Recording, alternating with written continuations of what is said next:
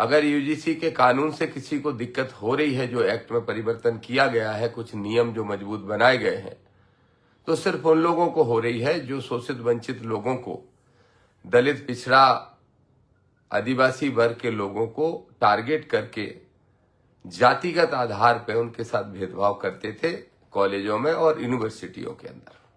आदरणीय चंद्रशेखर आजाद जी इकलौते ऐसे सांसद हैं, मुझे इस बात की बहुत खुशी है। खुशी इस बात की नहीं कि वो इकलौते हैं, लेकिन खुशी इस बात की है कि इस देश के अंदर सैकड़ों सांसद दलित, पिछड़ा और आदिवासी वर्ग के हैं, लेकिन किसी ने भी इस मुद्दे पर जोर से आवाज उठाने का काम नहीं किया। लेकिन अगर इस मुद्दे पर किसी ने आवाज उठाने का काम किया, चुने हुए व्यक्ति ने, तो वो आजाद समाज पार्टी के राष्ट्रीय अध्यक्ष आदरणीय भाई चंद्रशेखर आजाद जी हैं, जिन्होंने न सिर्फ मुखरता से अपनी आवाज मीडिया में उठाई, बल्कि सड़कों पर भी लड़ने का निर्णय किया। मानवतावादी सोच के नाते अपनी ड्यूटी निभाते हुए आदरणीय चंद्रशेखर आजाद जी ने घोषणा की कि आजाद समाज पार्टी और भीम आर्मी पूरे देश के अंदर आंदोलन करने का काम करेगी।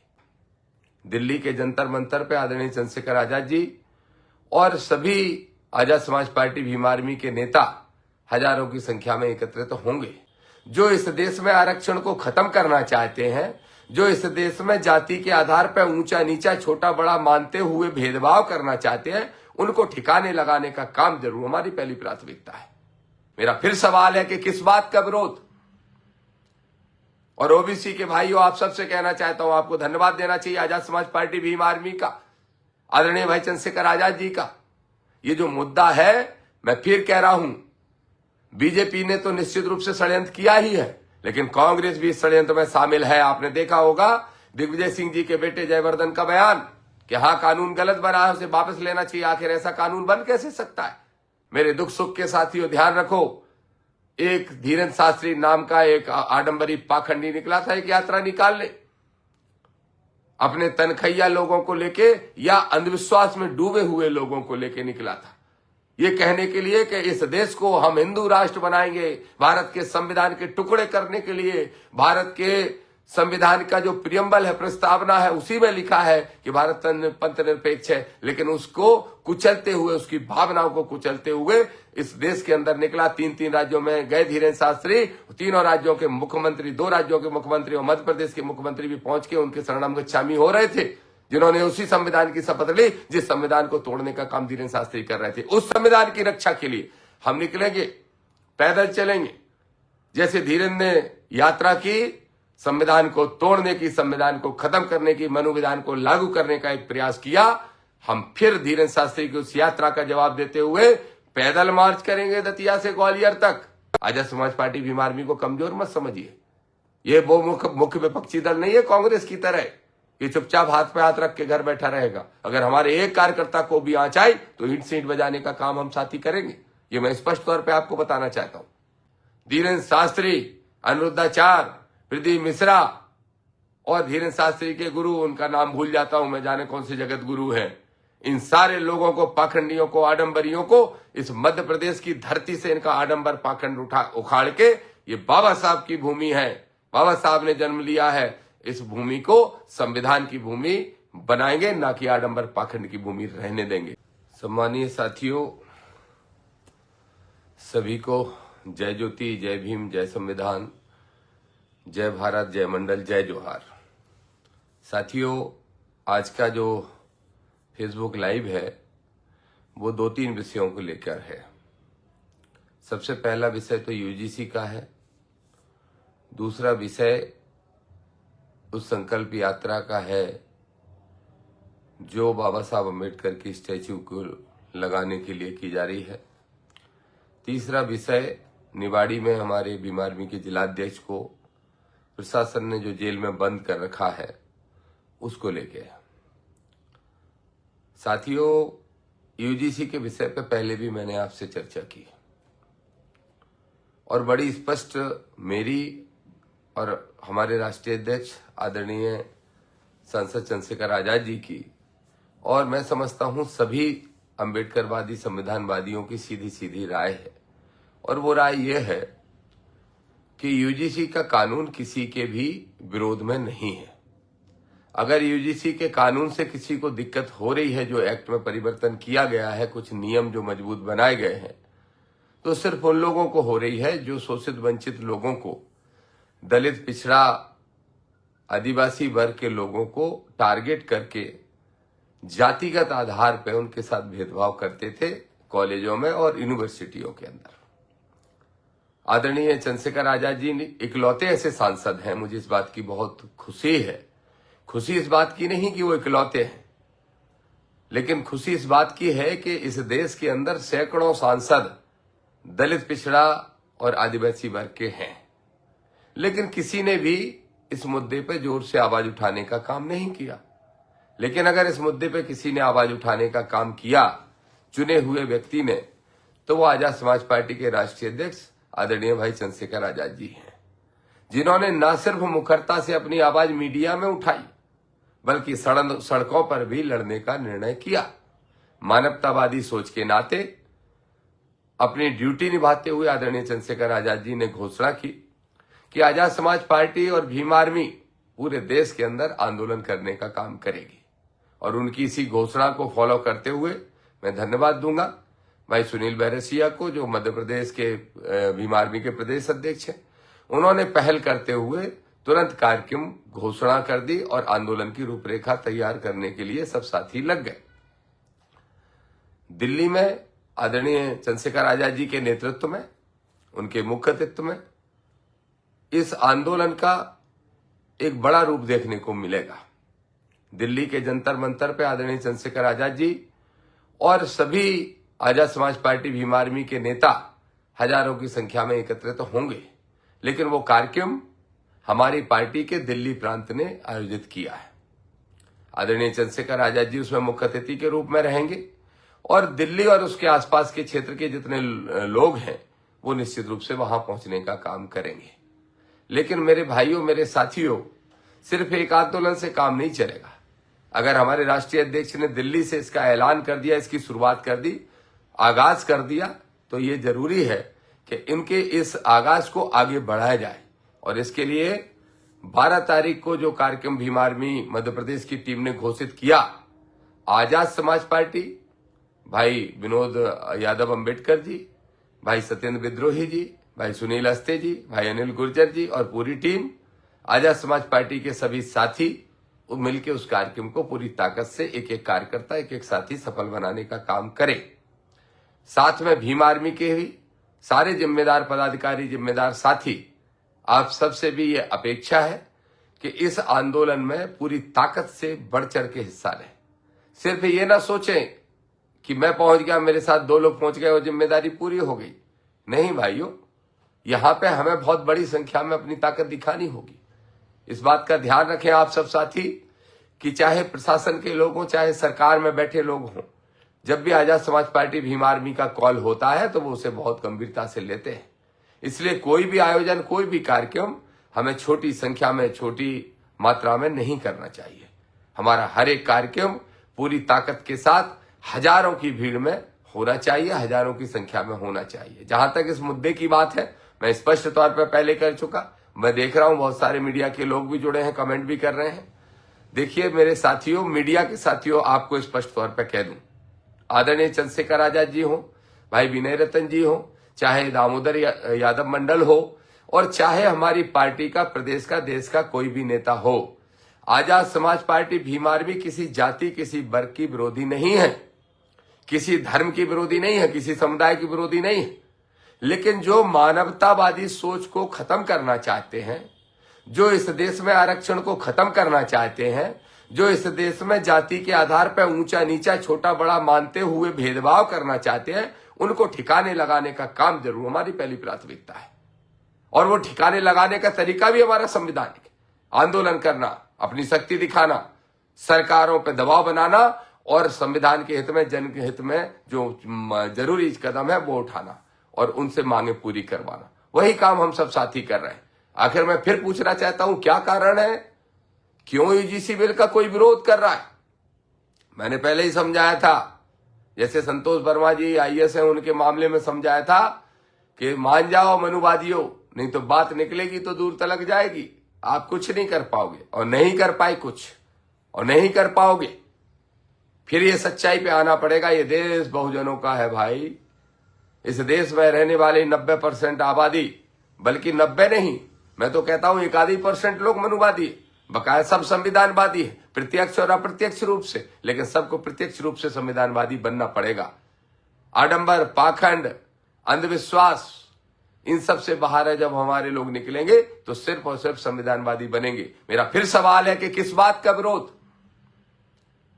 और ओबीसी के भाइयों, आप सबसे कहना चाहता हूं, आपको धन्यवाद देना चाहिए आजाद समाज पार्टी भीम आर्मी का, आदरणीय भाई चंद्रशेखर आजाद जी का।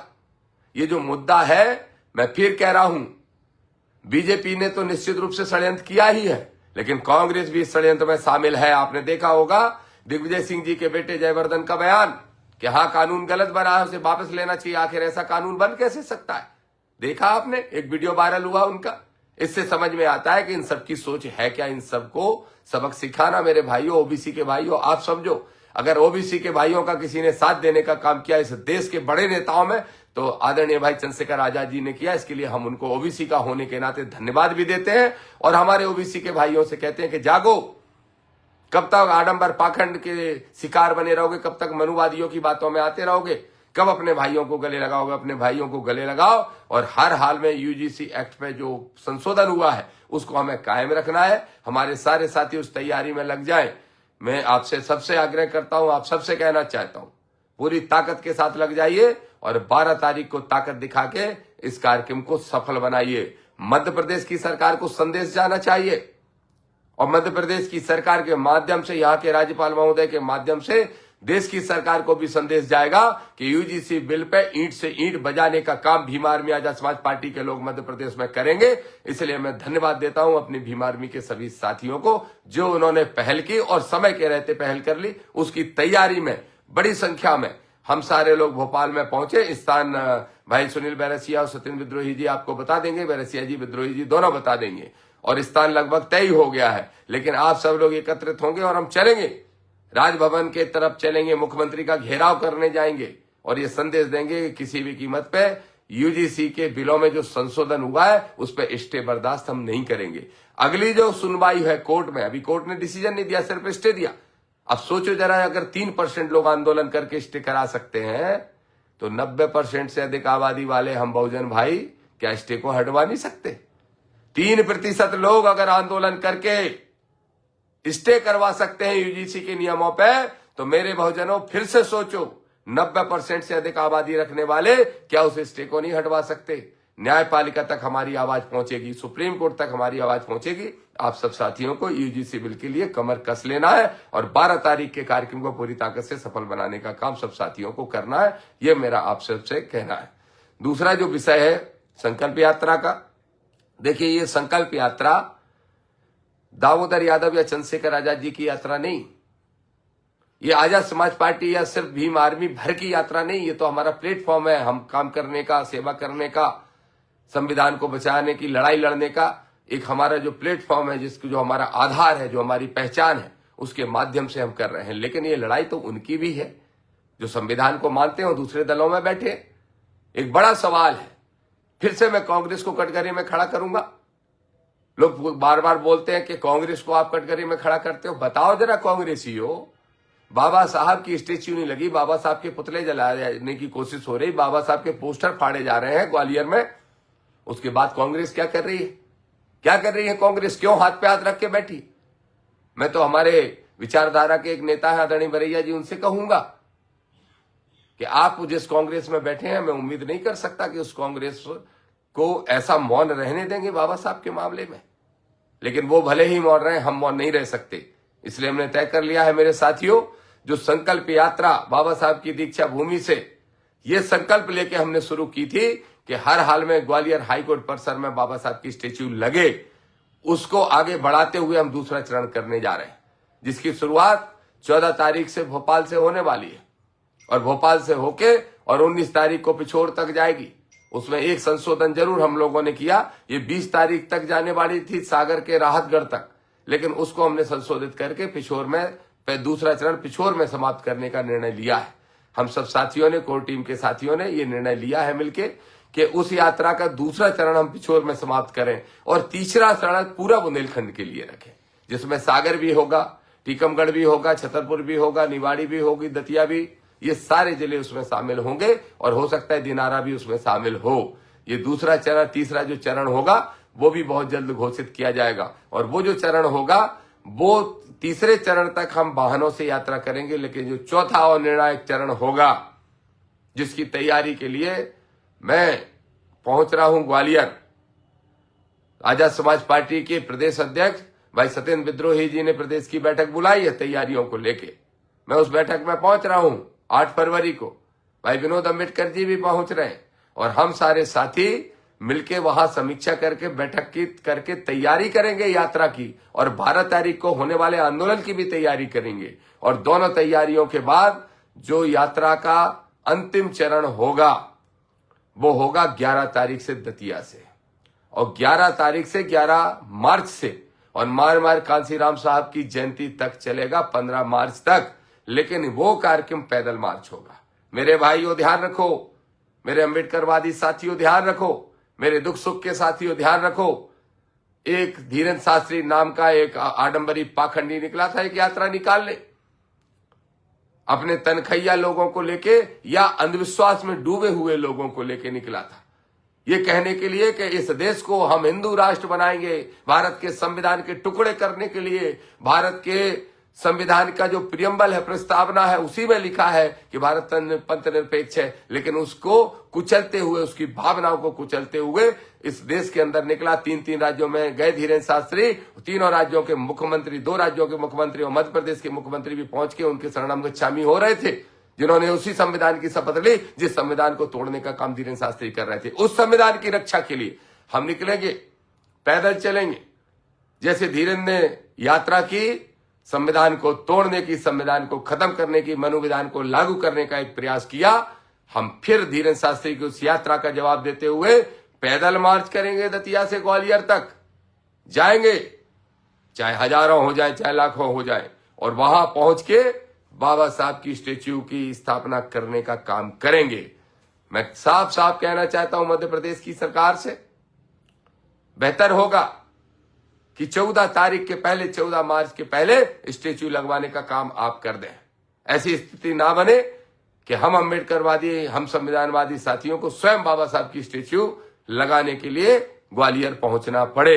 लेकिन अगर आप नहीं करोगे, जिसकी हमें उम्मीद भी है कि आप शायद नहीं करोगे, नहीं तो करते तो अभी तक आप कर सकते थे, क्योंकि आपकी सोच ही मनुवादी है।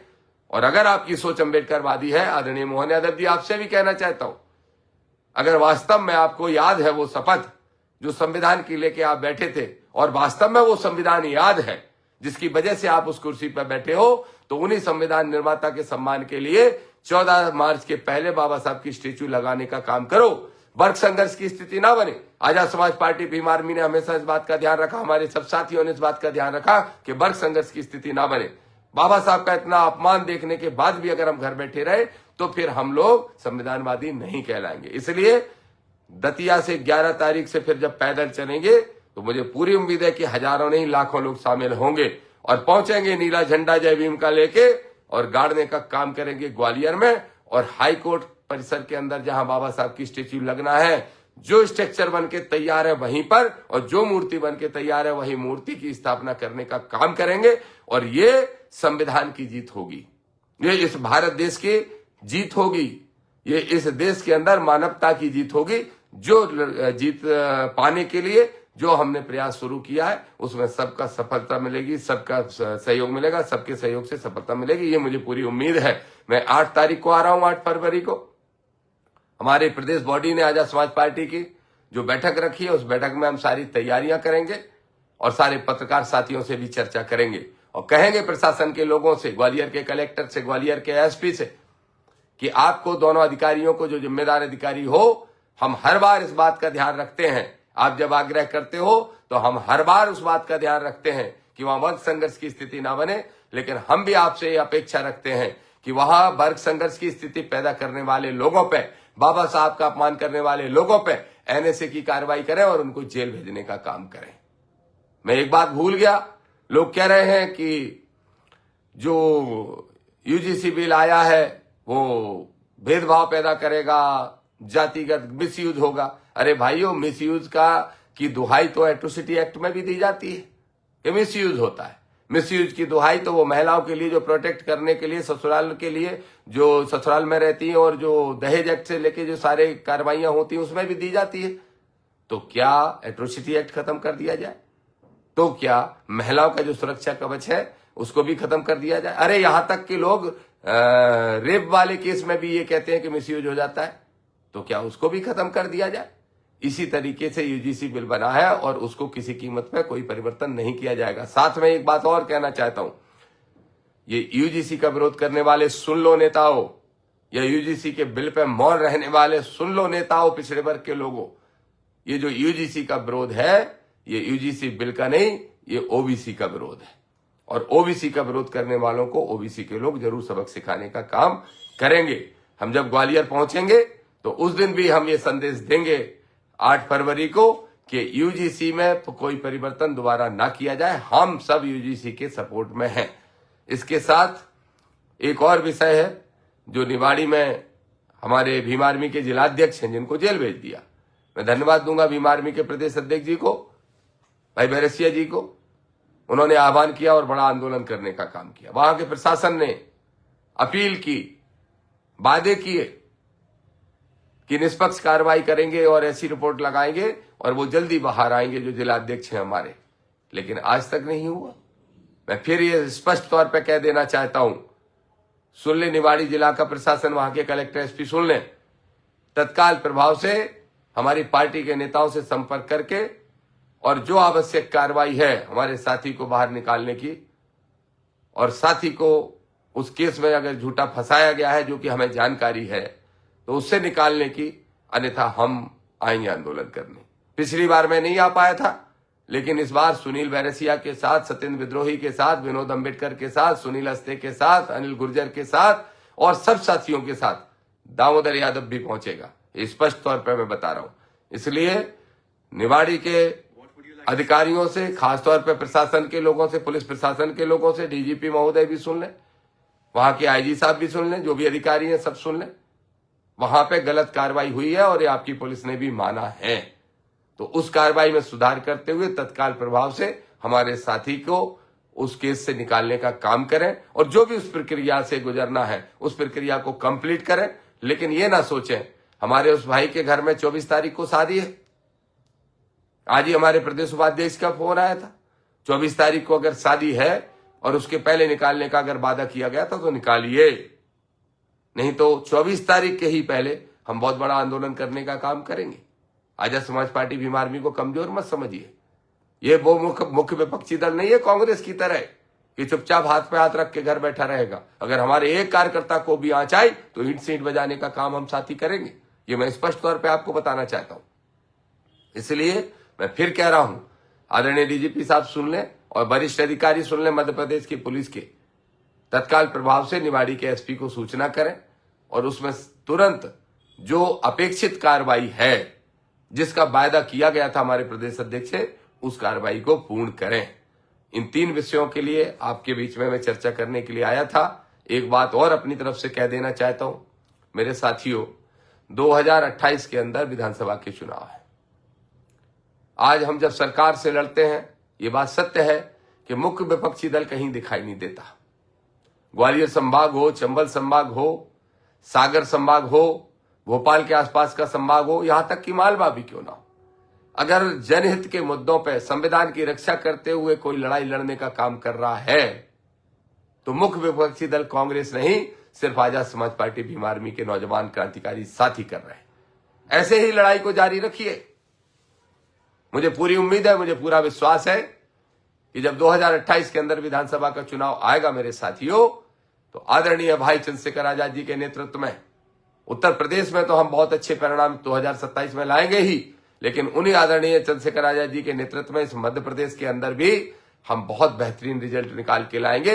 इन सरकारों को या तो नकेल पहनाने का काम करेंगे या फिर अपनी सरकारें बनाने का काम करेंगे, लेकिन हर हालत में अगर हमने ऐसा ही संघर्ष मेरे भाइयों जारी रखा तो विश्वास मानिए कि 2028 में मध्य प्रदेश की विधानसभा में जय भीम का झंडा लहराने का काम करेंगे। तो आइए आज से फिर संकल्प लें, यूजीसी एक्ट के बारे में जो भी संशोधन हुआ है हम उसको हर हाल में सुरक्षित रखेंगे।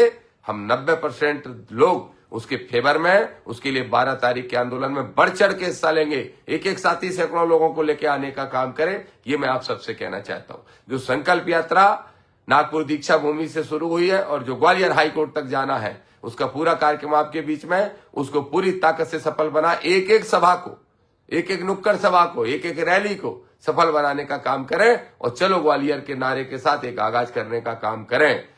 उसके अलावा जैसा मैंने कहा, निवाड़ी में जो संभावित आंदोलन है, अगर उसको टालना है तो वहां का प्रशासन तत्काल कार्रवाई करे हमारे प्रदेश अध्यक्ष से बात करके, और अगर कार्रवाई नहीं की तो स्वयं दामोदर यादव उस आंदोलन को करने के लिए आ रहा है। और फिर इस वादे के साथ कि बाबा साहब की स्टेच्यू हर हाल में ग्वालियर हाईकोर्ट परिसर में लगाएंगे।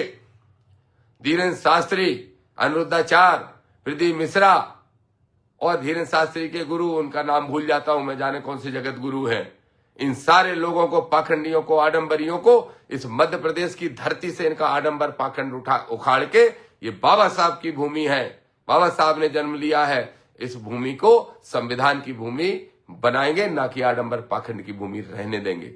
इस संकल्प के साथ आप सभी साथियों को जय भीम, जय संविधान, जय भारत साथियों।